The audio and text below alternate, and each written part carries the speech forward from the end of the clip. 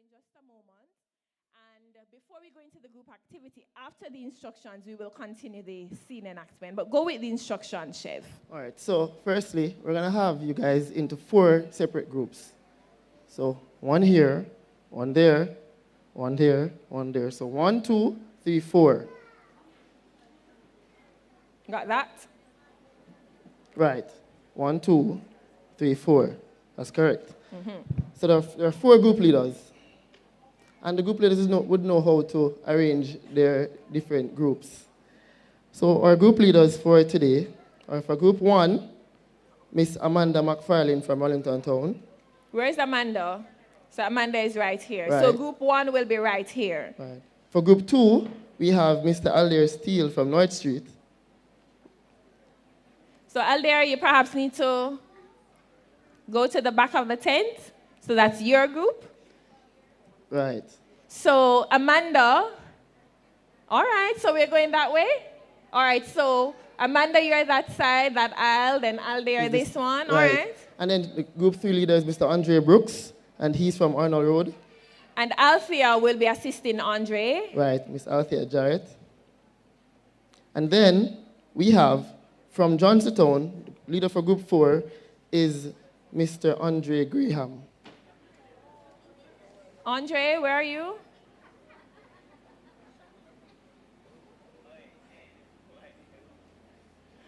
All right, so group 4 leader, you'll soon see your leader. Don't worry about it. He'll show up. He'll show up.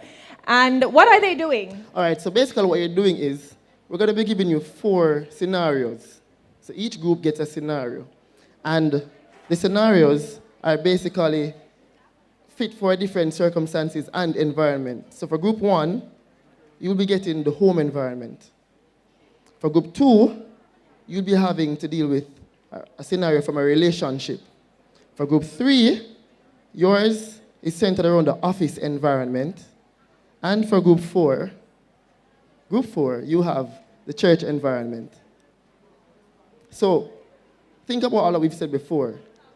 The theme, I love her do it. And then when your group leader gets the information to bring to you, you will then have to go through in your groups for a period of 10 minutes,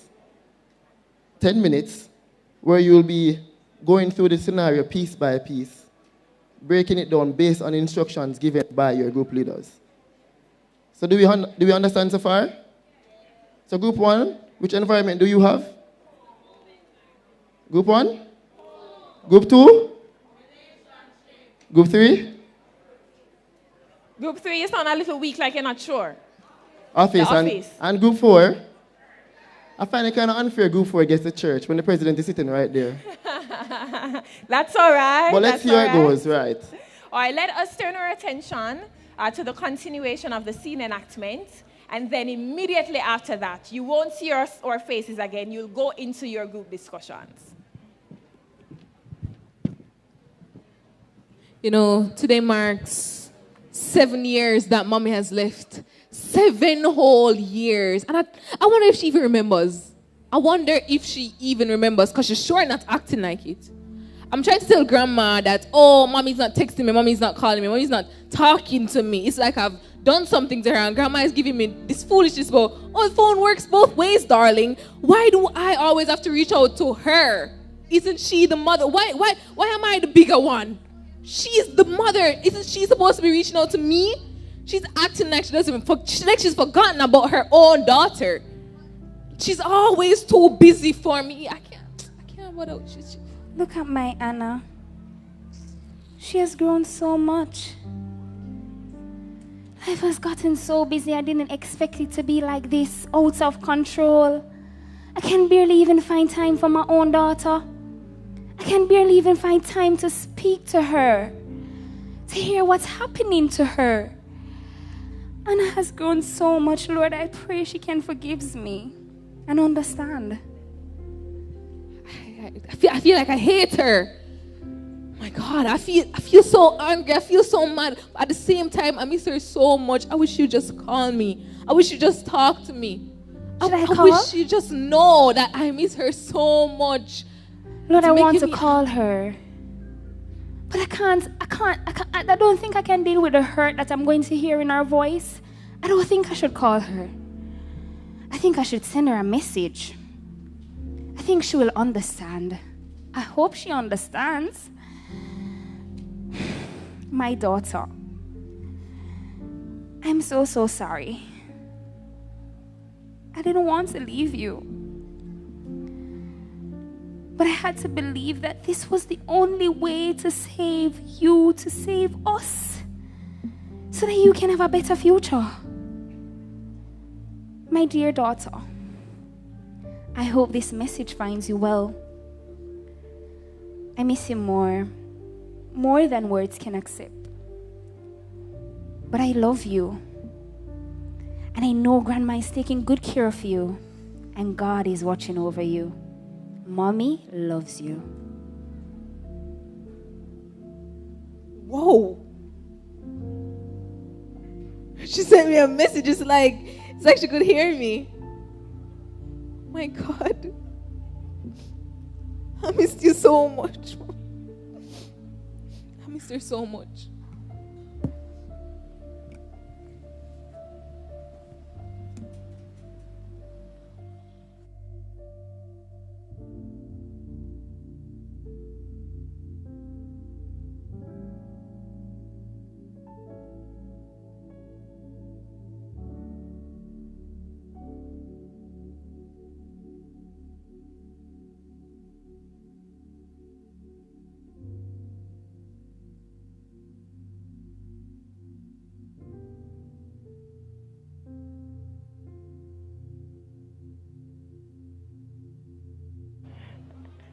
We will now go into our group discussions for the next 10 minutes. 10 minutes, you're ending at 5:36.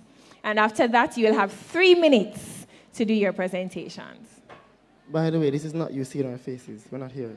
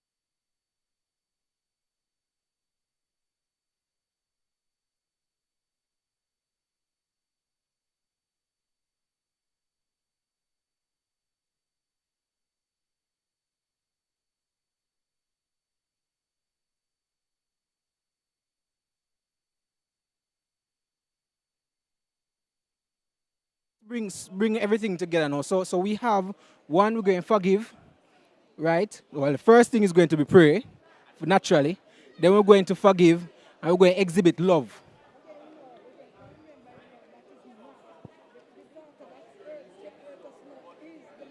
So the point here is that it is not the daughter that has hurt us, but it's the parent. So that's another point that is coming across. That is the parent who has hurt you, not the daughter themselves. So the question is, what biblical responses are given to give us guideline in terms of how we deal with these situations? I see my sister. Yes.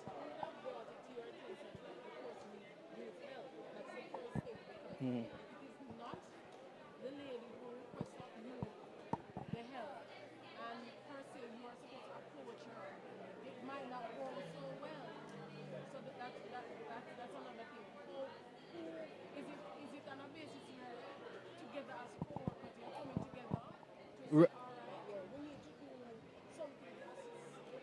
Right. So the question is being asked, how is it that this information about the daughter needing help would have been brought to the person who was cut? Right. So it was a discussion in the office, and the entire office would have made a decision that we're going to help this co-worker with this contribution. So that's how the discussion started. It's not that the person who you're not talking to came and asked if I help. That could have made it a little bit more interesting, because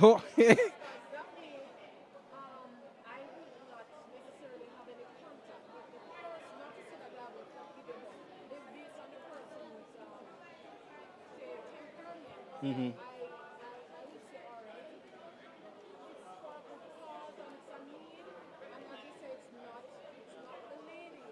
It's a child. It's a child. So, all right. So one suggestion is to do things anonymously. You don't necessarily have to do it so that it's known that you are the one that is doing it. But brothers and sisters, what does the Bible have to say about scenarios like these? Because I like this analogy that is used. The Bible is basic instructions before leaving earth, right? So the Bible will have pointers in terms of how we deal with situations like these. So my sister here would have gotten some of those texts from the Bible, and she's going to share a few of them with us, and we want to read them so that we can understand how the Bible gives us instructions in terms of how we deal with them. But before she shares with us, I want to hear from the group here some scriptural references for how we deal with situations like these practical situations. What practical steps can you take from the Bible to help you in scenarios like these? So before she comes, I want to hear at least 2 points before. So I see my brother and I see my sister. I'll take you to my brother. Romans chapter 12 and verse 20. Let me see if that's on my list. Romans chapter 12 verse 20. Mm-hmm. Yes. Wherefore, if thy enemy hunger, feed him. And if he's thirsty, give him drink. We need more than that. My sister, you had a point there. I come. If you don't forgive, so Matthew 5 verse 44. Sorry. No, Luke 6 verse 27. But I say to you, love your enemies. Do good to those who hate you. Bless those who curse you. Pray for those who abuse you. Is that similar text? If you don't forgive your brother, God will not forgive you. All right, so who from the class has that text ready? Because I don't have that text ready with me right now. St. John chapter 20 verse.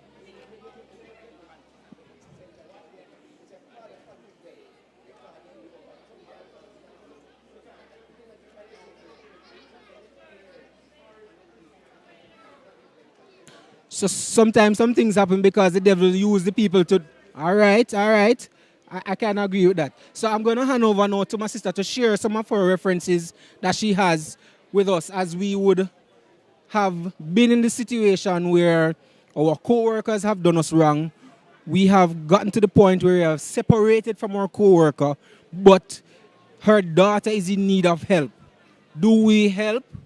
Or do we stay away because we've been done wrong? Okay. All right, so good evening, everyone. Happy Sabbath.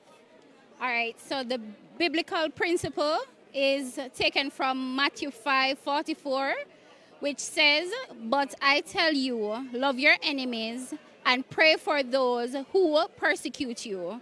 This passage basically suggests that acting in kindness and forgiveness, regardless of others' action, aligns with Christian values.